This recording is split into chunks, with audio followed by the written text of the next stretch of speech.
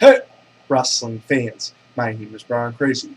You're watching my brand, the effing brand of wrestling and entertainment here on YouTube.com and the World Wide Web. Since 2010, proudly providing you with the wrestling news, reviews, rumors, and insight that you're grown accustomed to. And you saw the title of this video. I am back to talk about WrestleMania 29, Monday Night Raw the following night at the Izod Center, and 5 things that WWE corrected coming out of WrestleMania 29 on Monday Night Raw. Now, WrestleMania 29, a lot of people were expecting a lot of different things out of this pay-per-view. I assumed that WWE was going to play it safe. A lot of the match outcomes, unfortunately, were predictable. I assumed that The Undertaker was going to pick up the win. I assumed Triple H was going to pick up the win. I assumed John Cena was going to pick up the win over The Rock. I assumed that we would not see a cash-in of the World's Heavyweight title, and that did not happen. But Monday Night on Raw, Dolph Ziggler did cash in on Alberto Del Rio and became the new World's Heavyweight Champion. Now, the reason behind this, I believe, is simply this. They wanted to give Alberto Del Rio his WrestleMania moment. By allowing him to defeat Jack Swagger, he was given that moment, and then the following night on Raw, it was Dolph Ziggler's time. He was able to cash in, and he is now the World's Heavyweight Champion. Now, this is the way I think about it. Now, I understand why they did that. I understand they wanted to give Del Rio his moment and then have Ziggler cash in the following night. It also spreads it out between the two shows. I mean, you have between WrestleMania, the pre-show, and Monday Night Raw, we're talking about 8 hours of content. 8 hours they need to fill, and they don't want to give it all away on WrestleMania, but it is WrestleMania. And we have not seen a cash-in of the Money in the Bank briefcase at the Showcase of the Immortals. So I thought it would be pretty interesting. I want to know your guys' take on it. I understand the reasons behind it, but let's get a discussion going. What's your guys' take?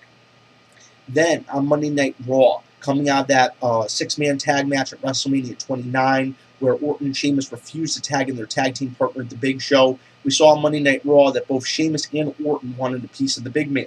Well, Orton was willing to take that extra step. He was willing to go talk to Booker T, kind of butter him up, convince him that he was, the only real general manager on the show. Could this be WWE planting seeds for a future heel turn of Randy Orton? Something that the fans have wanted to see for so much time, something that Randy Orton himself has admitted that he wants to do. He wants to play a heel character again. Honestly, should they have planted the seeds at WrestleMania 29 in that 6-man tag, or was it a good idea to wait to Monday Night Raw? Yet again, I want your guys' take. I understand why they did what they did, but I want your guys' take. I want to engage you guys in discussion here. The Tons of Funk match, point number 3. There wasn't enough time on WrestleMania 29. With an hour pre-show, with a 4-hour WrestleMania, I honestly feel like that time wasn't budgeted well on this pay-per-view. Now, some of the matches were great. I feel like if they were any shorter, it would have taken away from them, but some of the matches were too short. Perfect example, the Intercontinental title match, about 5 minutes in length. 2 great workers. It really should have gone on longer. But the Tons of Funk, Funkadactyls, Team Rose Scholars, and the Bella Twins match was bumped from Monday Night Raw, and it was shown on, it was bumped from WrestleMania 29 and shown on Monday Night Raw.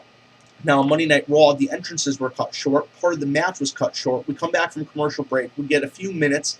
I like the action in the ring. I like all the superstars involved. And then it's over. Just like that. I would have really liked to see a little bit more, especially that they were bumped from WrestleMania 29. But they did at least get the opportunity to have their match on Monday Night Raw. So that was another one of the wrongs WWE corrected on Monday Night Raw. Wade Barrett. Wade Barrett, really, as Intercontinental Champion, Antonio Cesaro as United States Champion, have really been overshadowed by all the returning main event level stars. And it is a travesty that Antonio Cesaro, who is an incredible technical wrestler, a great worker, was not featured on WrestleMania 29 nor on Monday Night Raw.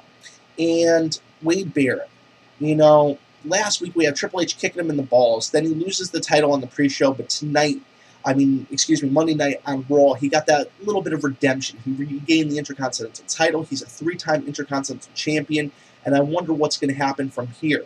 Another thing that WWE corrected on Monday night. And the final thing, Ryback and Cena. Now, the way that the Ryback-Henry match ended was interesting to say the best. I mean, he lifts him up for shell shock. Mark Henry just falls on him, and that's it. No kick out, no continuing the match past that. Basically, Henry picks up the win. Ryback then gets his WrestleMania moment when he lifts the big man up on his shoulders. But I don't know if exactly that was the way to go. No, I understand why they did that. Once a face gets the win over a heel, basically the feud is over. So that brings it to, has Ryback actually turned heel? Is he a tweener? Is it just because the New York crowd, let's backtrack real quick. Just because the New York crowd was cheering him on Monday night doesn't mean necessarily that he is a face still. They cheer the heels, excuse me. The question I have to ask is, could we possibly see a three-way match at the Extreme Rules pay-per-view? Could we see Ryback as the tweener? Could we see Mark Henry as the heel? And could we see John Cena as the face? I see Ryback kind of taking that tweener character, and I really honestly see Ryback as just being hungry. He has wanted the title for so long and has eluded him, either due to Brad Maddox or the Shield or this, that, or the other, and I think Ryback thinks it's his time. Now, do I honestly think Ryback's going to pick up the title at the Extreme Rules pay-per-view? Probably not. I have a feeling that Mark Henry will probably end up taking the fall in this match. Now, I want to know your guys' thoughts. I want to know your guys' feedback, and I want you to drop it below. Just 5 things that WWE started to correct or corrected on Monday Night Raw coming out of the biggest pay-per-view of the year, the Showcase of the Immortals, WrestleMania 29. Drop those comments below. Can't wait to hear your feedback for the effing brand. My name is Brian Crazy, and have a great afternoon.